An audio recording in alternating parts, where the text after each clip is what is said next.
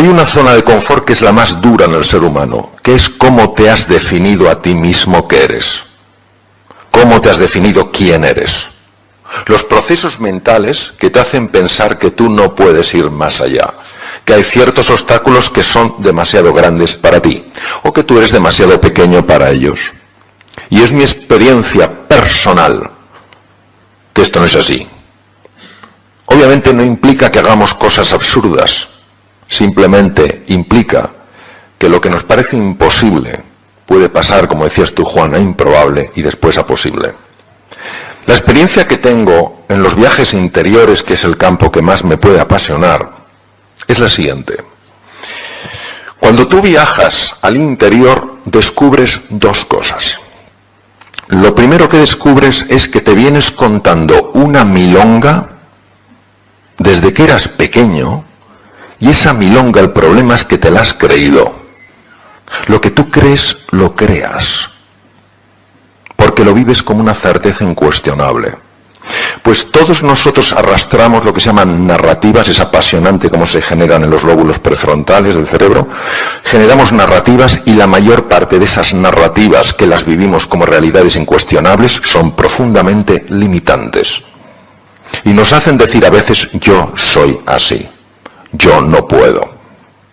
A mí no me importa no poder tirar una pared de aquí, pero sí me importa poder hacer frente a ciertos desafíos de mi vida. ¿Por qué tengo que sentirme bloqueado, incapaz, incompetente, inseguro, cuando dentro de mí tengo recursos para hacerle frente? ¿Por qué? Porque hago caso a esa narrativa. Pero no solo está la narrativa que nos contamos, lo más importante es lo que esa narrativa tapa. Hay una historia muy sencilla, probablemente muy antigua, de un rey hindú que iba en su carroza por un camino y se encontró con un mendigo que estaba durmiendo. Entonces el rey le dijo al cochero que parara, se bajó e introdujo en el bolsillo de aquel mendigo una esmeralda de extraordinario valor, pensando que el momento en el que se despertara, este hombre descubriría que acababa de pasar de la pobreza más absoluta a una riqueza incuestionable. El tiempo pasó y por casualidad el rey volvió a pasar con su carroza por el mismo camino y vio al mismo mendigo con más edad, más mayor, más avejentado, pero igual de pobre.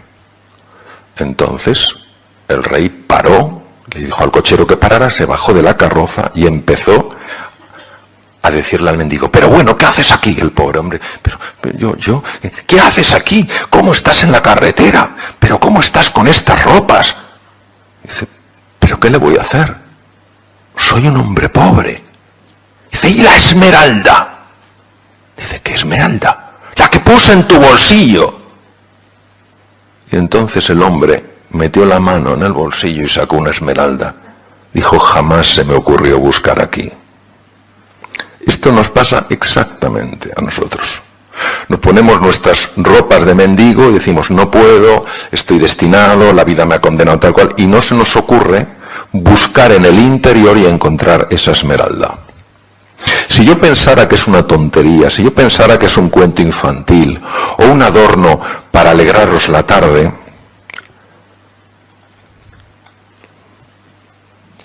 estaría haciendo muy mal diciéndoos esto.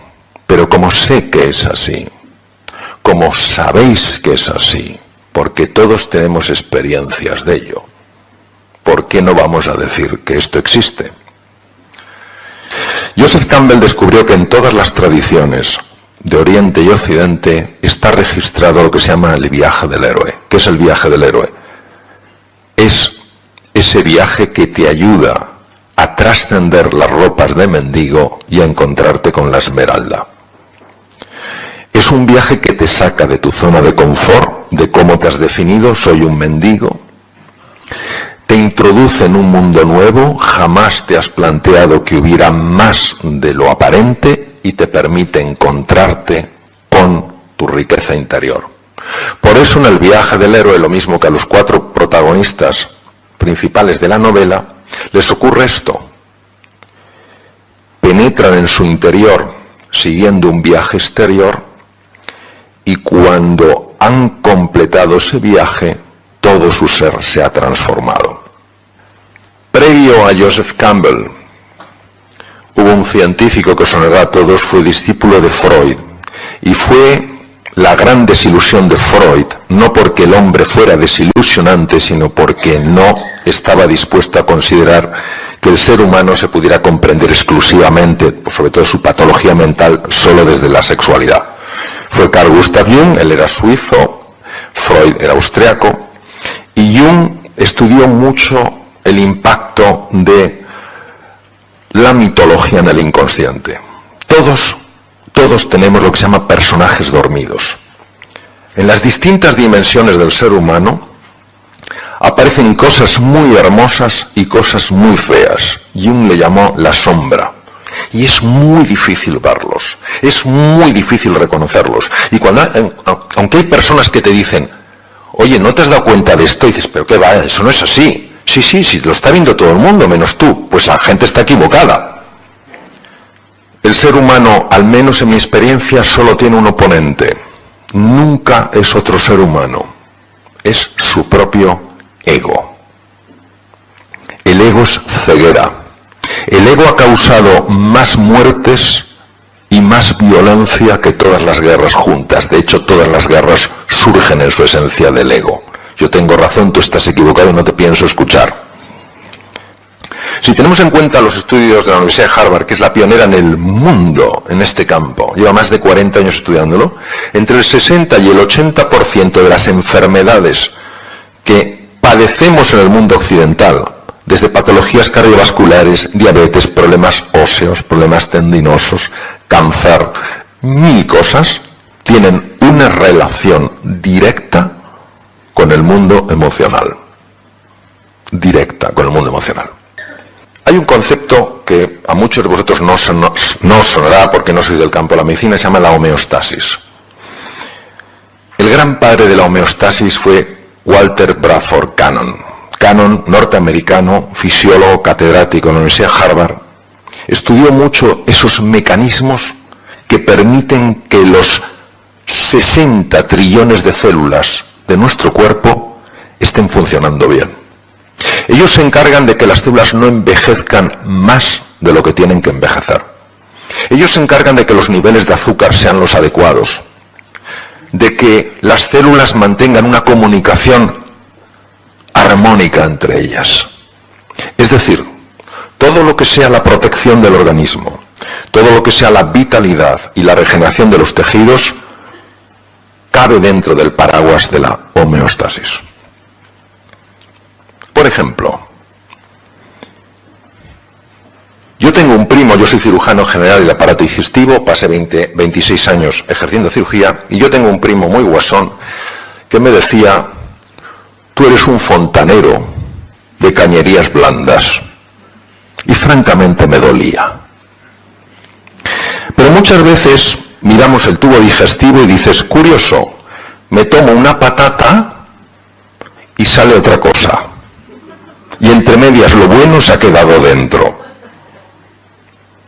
¿Qué os parecería si os dijera que uno de los factores más importantes para la regeneración del tejido cerebral, uno de los factores más importantes para tener una buena memoria, para aprender deprisa, se llama BDNF? BDNF pertenece a una categoría de neurotransmisores llamadas neurotrofinas, descubiertas por Rita Levi Montalcini, que ganó el Premio Nobel de Medicina y Fisiología italiana y murió con 102 años.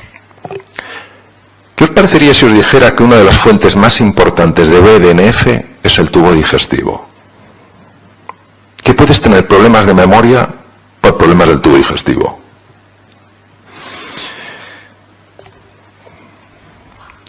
¿Qué os parecería si os dijera que la hormona más importante para mantenerse tranquilo, sereno, feliz en la vida es la serotonina? Por eso el famoso Prozac, inhibidor de la recaptación de serotonina. ¿Qué os parecería si os dijera que el 90% de la serotonina la fabrica el tubo digestivo. ¿Todos sabéis lo que es la médula espinal? Tiene 100 millones de neuronas. ¿Sabéis cuántas neuronas tiene el tubo digestivo? 500 millones. 5 veces más. Pues bien, cuando una persona se siente tensa, se siente asustada, se siente preocupada y vive así, el sistema de alarma del cuerpo genera daño en distintos lugares y uno de ellos es en el tubo digestivo. Con lo cual baja el BDNF, baja la serotonina y baja el sistema inmune, porque el 80% de la función inmune, que nos protege frente a bacterias, virus y tumores, la controla el tubo digestivo. Es decir, esa homeostasis de la que nos habla con tanto acierto y belleza Walter Bradford Cannon, es alterada cuando vivimos asustados, cuando vivimos desesperanzados, cuando nos sentimos incompetentes. Qué fascinante los últimos descubrimientos que demuestran que cuando nos sentimos queridos, valorados, acogidos, se produce una activación de lo que se llama el sistema vagal y el tubo digestivo mejora. Es decir, el ser humano, como dice uno de mis grandes maestros, el profesor Alfonso López Quintás, uno de los grandes de la filosofía y un ser humano ejemplar, el ser humano es un ser de encuentro. Y cuando tú te sientes acogido, valorado, querido, reconocido, los 60 trillones de células del organismo lo notan y mejoran. Es más, incluso aumenta la longitud del telómero, que es una cosa que está en los extremos de los cromosomas, que se puede medir y que tiene relación con el tiempo de vida. Por tanto, para mí el concepto de medicina holística, es decir, no solo la medicina que me apasiona de la ciencia y la tecnología, sino la medicina que valora, respeta el impacto del cuerpo, me parecía absolutamente esencial. Y es verdad que además del cerebro con sus 100.000 millones de neuronas, 100.000 billones de conexiones, está el cerebro del corazón. El corazón tiene 40.000 neuronas. Diréis que pocas. Sí, pero el campo magnético que produce es 5.000 veces más potente que el del cerebro. ¿Sabéis lo que se llama un torus cardíaco? ¿Sabéis que estamos emitiendo un cambio en el campo electromagnético a 3 metros de distancia? Los demás sienten si nuestro corazón está en paz o está en guerra, y hay mucha investigación en esto. ¿Sabéis que cuando el cerebro, el corazón y el tubo digestivo se sincronizan, cambia radicalmente el funcionamiento del cerebro?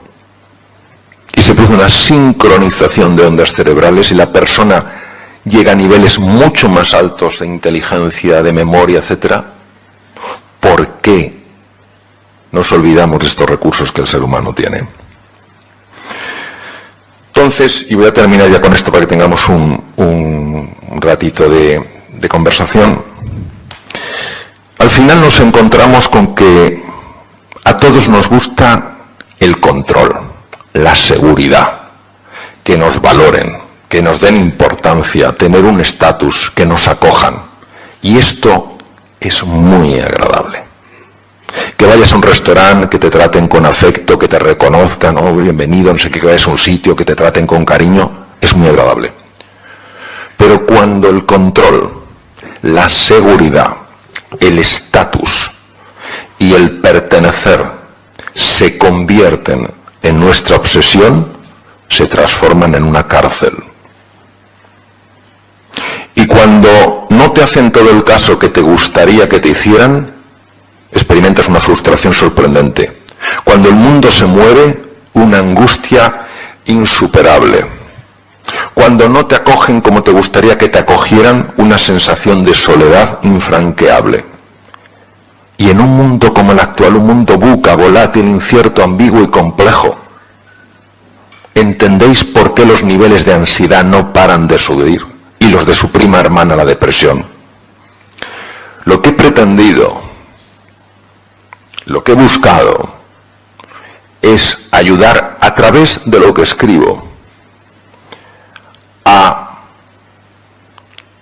que nos demos cuenta de que es normal que nos guste la seguridad, que es normal que nos guste el estatus, el reconocimiento, la valoración, que es normal que nos guste que nos acojan, pero que no nos podemos quedar ahí. Que el verdadero crecimiento, la verdadera magia, la verdadera evolución de un ser humano es cuando abraza la aventura, cuando ve en la incertidumbre no un peligro sino una oportunidad, cuando se ocupa, no solo se preocupa, sino que se ocupa en crecer por dentro, y cuando en su vida es una prioridad añadir valor a la vida de los demás. Esa contribución, ese levantarte por las mañanas y en lugar de decir, a ver quién me ayuda hoy en la vida, te plantees a ver a cuántas personas ayudo yo hoy. Eso es lo que he querido transmitir. Muchas gracias. Vamos a hablar del liderazgo basado en el servicio, no de aquel que manda, sino de aquel que sirve, no de aquel que dice exactamente lo que hay que hacer, sino que inspira para que otras personas descubran lo que es posible hacer. Hablamos de un líder que ha librado la batalla más difícil que se puede librar, que es con uno mismo, con su propio ego, con su propia obsesión por el control, por dominar. Recordemos que Nietzsche, este filósofo que ha tenido tantísimo impacto, decía que el ser humano, el hombre, es voluntad de poder. No decía que tiene, sino que es. Independientemente de la visión que este filósofo tuviera, no cabe duda que esta ansia de poder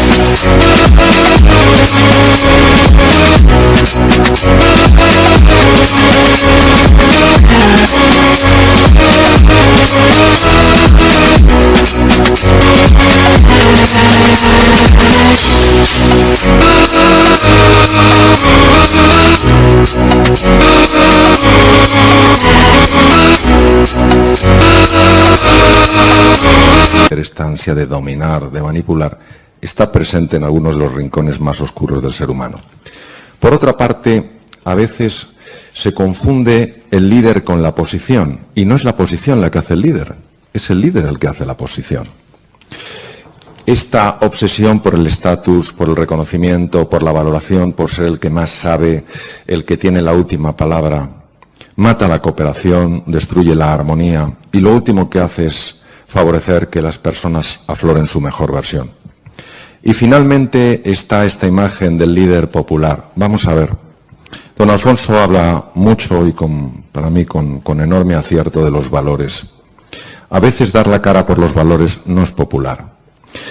Un líder que quiera ganar un concurso de popularidad nunca defenderá los valores, por tanto no es un líder. Entonces, sencillamente lo que os quiero transmitir es lo siguiente. El liderazgo no es una posición, es una forma de ser y de estar en la vida.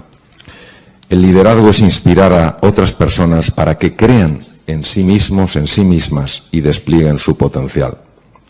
Decía el gran filósofo Emerson que la mayor desgracia de un ser humano es no encontrarse a alguien que le ayude a lograr lo que es capaz de lograr. Un líder mueve desde su ejemplo, no desde su palabra. El liderazgo es siempre visual. El liderazgo inspira porque mueve algo en tu interior. El liderazgo está basado en valores. ¿Por qué? Porque cuando todo es niebla, cuando hay confusión, cuando no se ve nada, el líder, la líder, tienen claro hacia dónde tienen que ir. Yo realmente Tengo más ilusión de escuchar vuestras preguntas que de seguir a lo mejor comentando cosas. De exigir que le rindan cuentas. Lo que en inglés llamaríamos el accountability. Rindes cuentas. Y si no rindes cuentas, no haces tu trabajo, ya veremos lo que hago contigo. Pero un líder hace algo mucho más potente. No solo las personas rinden cuentas de lo que se espera de ellos, las personas dan en base a lo que se espera de ellos. Si tú esperas mucho de ellos, si crees de verdad en ellos y en su potencial, si tienes una fe profunda en el ser humano, en su grandeza, independientemente de las torpezas que todos hacemos, yo el primero, inevitablemente tú estás transmitiendo a través de tu simple mirada hasta qué punto estás convencido de la grandeza de esas personas.